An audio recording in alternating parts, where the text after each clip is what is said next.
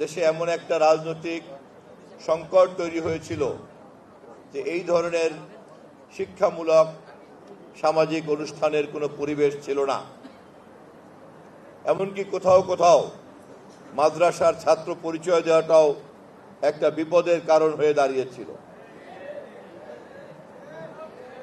টুপি পরা, দাড়ি রাখা, নামাজ পড়াটাও কোনো কোনো জায়গাতে কোনো কোনো মহল সন্দেহের চোখে দেখতে শুরু করেছিল।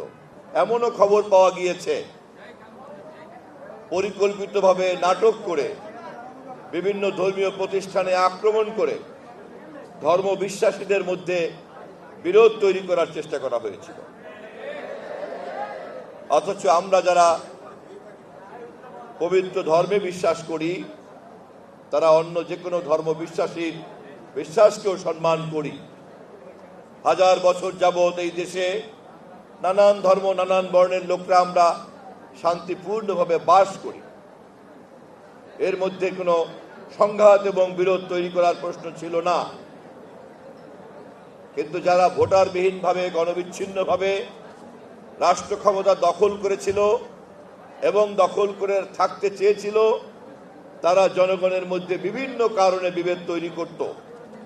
তার মধ্যে একটা বড় কারণ হচ্ছে উপলক্ষ হচ্ছে ধর্মীয় বিরোধ তৈরি করা, ধর্মীয় বিভাজন তৈরি করা। আজকের এই আয়োজক মাননীয় সংসদ সদস্য জাহাঙ্গীর সাহেব সহ আয়োজকদেরকে আমি ধন্যবাদ জানাই যে আপনারা পবিত্র রমজানে প্রতিযোগিতার আয়োজন করার মধ্য দিয়ে এই মাদ্রাসা ছাত্রদের মধ্যে যে প্রতিভা লুকিয়ে আছে এবং তাদের মধ্যে যে যুক্তিবোধ আপনারা তৈরি করেছেন, তা শেষ পর্যন্ত শুধু আমাদের ধর্মীয় চিন্তাকেই প্রসারিত করবে না, আমাদের একটি সামাজিক ভারসাম্য পরিবেশ দিবে।